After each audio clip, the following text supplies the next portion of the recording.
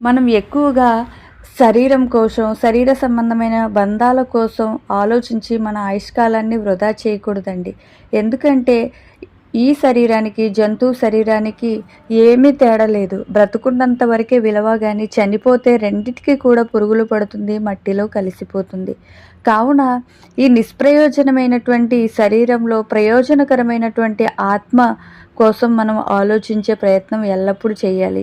ఇక్కడ ఎంతకాలం బ్రతికినా ఏదో ఒక రోజు మరణించాల్సిందే. చనిపోయిన తర్వాత మన శరీరాన్ని మట్టిలో పూడ్చేయాల్సిందే. మన వాళ్ళు ఈరోజు ఏడుస్తారు, రేపు ఏడుస్తారు, తర్వాత మర్చిపోతారు.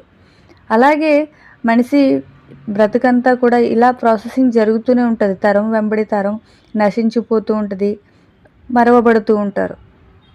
కనుక ఈ శరీరం కోసం ఎక్కువగా ఆలోచించి మనం కాలాన్ని వృధా చేయకుండా ప్రయోజనకరమైనటువంటి ఆత్మ మరి ఈ శరీరంలో ఉన్నంత వరకు దేనికోసం ఆలోచించాలి అంటే, చనిపోయిన తర్వాత అసలు ఎందుకు పుట్టాము, ఎందుకు బ్రతుకుతున్నాము, చనిపోయిన తర్వాత జరిగేటువంటి పరిస్థితులు ఏంటి అనే విషయం పట్ల అవగాహన కలిగి బ్రతకటమే ఈ భూమి మీద మనం చేసేటువంటి విలువైన పని అని మనం గ్రహించాలి.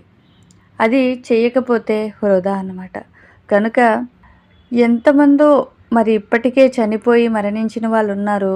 తరతరాలుగా అలాగా ప్రాసెసింగ్ జరుగుతుంది. కనుక ఎవరైనా మరి గుర్తున్నారా అంటే ఎవరో చరిత్రల్లో ఉన్న వాళ్ళే మనకు కనిపిస్తూ ఉంటారు. కానీ నిజానికి మన పూర్వీకులు మనకు గుర్తున్నారా? ఆలోచించండి. అలాగే మనం కూడా రాబోయే తరాల వారికి పూర్వీకులు అయిపోతాం. కనుక మరణించిన మనవారే మనకు జ్ఞాపకం లేదు అంటే మనం కూడా ఒకరోజు జ్ఞాపకం లేకుండా పోతాం. కనుక ఈ లోకంలో ఎంత ప్రయాసపడి మనం బ్రతికినా కూడా అది వృధానే. కనుక మనం ఎక్కువగా ఆలోచించాల్సింది ఈ ఆత్మ గురించి. ఈ ఆత్మ చనిపోయిన తర్వాత దేవుని యొద్దకు వెళ్ళాలంటే ఈ లోకంలో ఎలా బ్రతకాలి అన్న విషయం పట్ల అవగాహన కలిగి మనం బ్రతకాలి. చనిపోయిన తర్వాతే అనంతమైన జీవితం ఉంది. కనుక దానికోసం ఎక్కువగా ఆలోచించే ప్రయత్నం ఈ శరీరంలో ఉన్నంత వరకు చేస్తూనే ఉండాలి. మనకు తెలిసినటువంటి ఈ విషయాన్ని నలుగురికి పంచాలి.